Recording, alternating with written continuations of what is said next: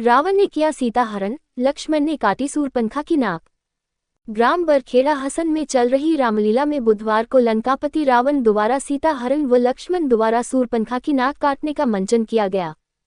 बुधवार रात को की गई रामलीला में 14 वर्ष का वनवास काट रहे भगवान श्रीराम चित्रकूट से आगे चलकर पंचवटी में पहुंचते हैं। यहाँ पर भाई लक्ष्मण व पत्नी सीता सहित निवास करने लगते हैं। इसी बीच लंकापति रावण की बहन सूर्पनखा आती है और दोनों भाइयों से सुयवर करने के लिए दबाव डालती है। इस पर लक्ष्मण सूर्पनखा की नाक काट देते हैं।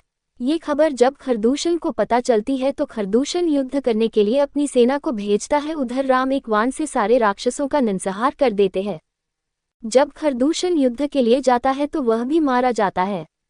जब ये बात महाराजा रावण को पता चलती है तो वह क्रोधित होकर सीता का हरण करने के लिए मामा मरीच के साथ मिलकर योजना बनाता है।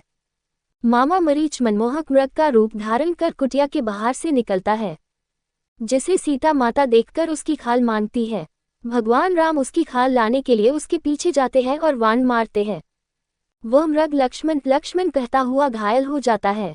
सीता उसकी आवाज को सुनकर अपने पति देव श्री राम की आवाज समझ लेती और लक्ष्मण से कहती है कि तुम अपने भ्राता की रक्षा के लिए जाओ। इसके पश्चात लक्ष्मण रेखा खींचकर जाते हैं। इसी बीच लंकापति रावण भिक्षुक का रूप धारण कर भिक्षा मांगने आता, जिस पर माता सीता लक्ष्मण रेखा के अंदर से ही भिक्षा देना चाहती है, लेकिन रावण लक्ष्मण रेखा बाहर आकर भिक्षा देने को कहता है, जिस पर जैसे ही माता सीता लक्ष्मण रेखा पार करती है वैसे ही लंकापति रावण सीता माता का हरण कर लंका ले जाता है।